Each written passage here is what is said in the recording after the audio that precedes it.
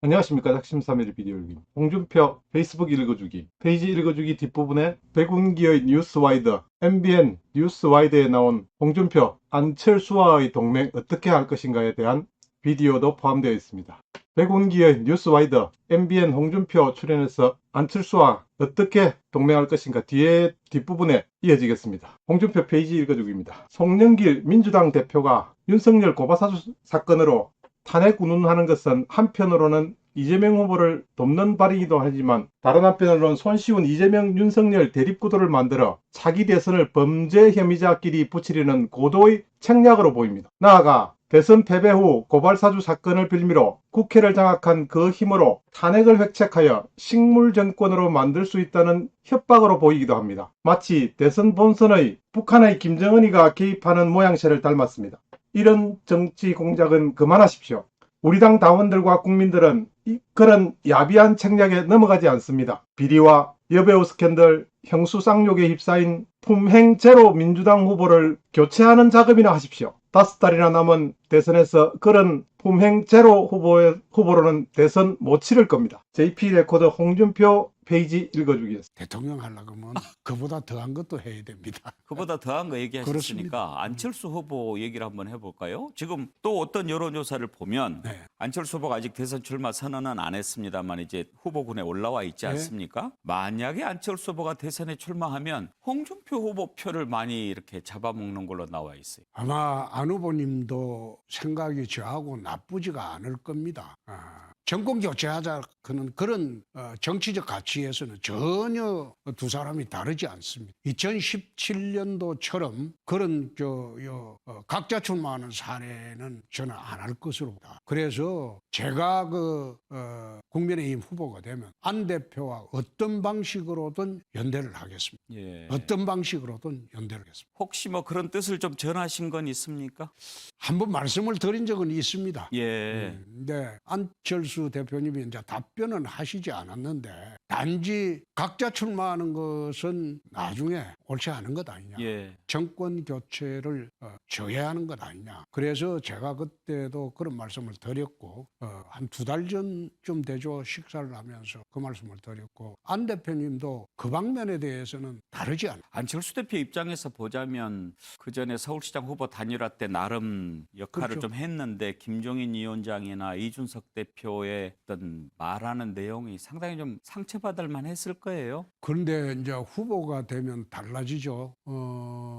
후보가 되면 당무 우선권이 있기 때문에 후보가 이제 대선을 끌고 가야 되기 때문에 후보 의견이 절대적이죠. 예. 그래서 저는 안 대표하고는 2달 전까지는 수시로 연락을 하고 있습니다. 예. 이재명 후보가 이제 여당 후보로 확정이 되지 않았습니까? 이번에 본인이 뭐 사퇴하지 않을까 했는데 일단 국감까지는 받겠다고 하고 국감을 이제 치렀습니다. 그런데 원희룡 후보 지난번에 이렇게 나와서 얘기를 나눠봤는데 억장이 무너졌다고 하던데 홍 후보님 보시기에도 국민의힘 국감이 조금 약하지 않았습니까? 그런데 우리 당의 의원님들은 좀 점잖아요. 전투력 예전만 점잖습니다. 못합니까? 전투력이라기보다 좀 점잖아요. 예. 근데 이재명 후보는 참 뻔뻔하거든요. 얼굴새가 하나 안 변하고 뻔뻔하게 이야기하거든요. 뻔뻔한 사람 상대할 때는 더 뻔뻔해야 돼요. 마치 제가 조직폭력 수사를 할 때도 예. 조폭 수사하는 검사는 조폭보다 더 조폭 같아요. 그래야지 조폭 수사를 하죠. 뒤에서도 안 밀리고. 예. 예. 그래서 나는 이번에 국정감사하는 걸 보면서도 우리 당 의원님들은 워낙 점잖으시니까 그걸 뻔뻔한 사람 상대하기가 좀 어려울 것이다. 철판 깔고 덤비는데 어떻게 할 거예요? 기대를 안 하셨습니까? 예. 예. 그래도 좀 뭐 국감에서 뭔가 좀 더 실체적인 진실에 가까이 다가갔으면 네. 국민들이 아 이런 거구나 했을 텐데 그냥 뭐 공방만 있었지 우리가 아 이런 거구나라고 아는 데는 부족했던 것 같아요. 그건 조금 아쉽습니다. 예, 예. 만약에 후보가 돼서 맞붙으신다고 한다면 어떤 부분을 주로 좀 공격을 하실 생각일까요? 공격이고 뭐고 할 거 있습니까? 대장동 비리의 주범은 설계자입니다. 설계한 사람이 비리의 주범이죠. 설계한 사람이 성남시장이죠. 그렇게 생각하십니까? 아니 그거는 기본적으로 그건 깔고 이제 토론을 해야 되니까 예. 그 나는 별로 어렵지 않다고 봅니다. 알겠습니다. 한두 가지만 더 여쭤보고 예. 마치겠습니다. 이제 국민의힘 11월 5일 날 네. 후보 최종 선출하기 전에 토론이 아직도 몇 번 더 남아 있지요. 그렇습니다. 지금까지 토론에서 보면 윤석열 후보의 도덕성 검증에 좀 초점을 많이 맞추신 것 같은데 좀 바꾸실 생각이 있습니까? 아니 그거는 불가피한 게 이번 대선은 후보의 도덕성이 첫 번째로 걸어야 돼. 그것은 민주당 후보가 이건 형수한테 쌍욕하고 가정 문제 있죠. 거기다가 여배우 스캔들에 대장동 비리에 후보의 도덕성이 제일 그 국민 선택의 첫째 기준이라고 저는 봅니다. 그 다음에 두 번째 이제 국정 수행 능력이겠죠. 그렇지만은 첫째 도덕성 공격이 제일 그 첫 번째 화두가 될 건데 우리 후보 나갈 사람이 도덕성 공격을 같이 받게 되면 그거는 문제가 달라지죠. 문제가 달라지죠. 그래 되면 도덕성이 소위 그게 그거다. 이래 예. 돼 버리면 정책 능력 갖고 따지는데 정책 능력 갖고 따질 사람은 저나 유승민 후보 둘밖에 없을 겁니다. 예. 알겠습니다. 끝으로 지금 홍 후보님 캐치프레이즈가 뭐죠? 저는 사실 그렇습니다. 선진국 시대 열자 그랬는데 예.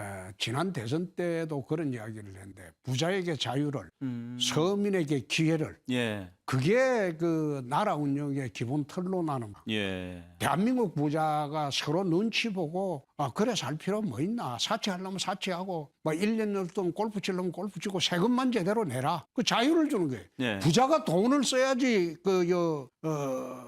돈이 제대로 예, 흘러 돌아가는데 조금만 하면 뭐 그 부자를 갖다가 뭐 세무조사한다 뭐 한다 이렇게 윽박지르니까 부자가 깨끗하게 벌어가지고 세금 다 내고 사는데 부자답게 살 자유를 줘야죠. 그런데 서민한테는 자유를 준다는 게 그거는 굶어 죽을 자유입니다. 서민은 넘어지면 또 이렇게 세우고 넘어지면 또 이렇게 세우고 그렇게 기회를 주는 대한민국을 만들어야지. 저는 그 지난 대선 때도 이 이야기를 했지만은 아마 나라 그 경제 살리는 기본 원칙이 나는 저거라고 봅니다. 알겠습니다. 예. 다른 구체적인 공약도 좀 예. 궁금한데 예. 시간 관계상 오늘은 이 정도 하고 알겠습니다. 그다음에 또 한번 나와서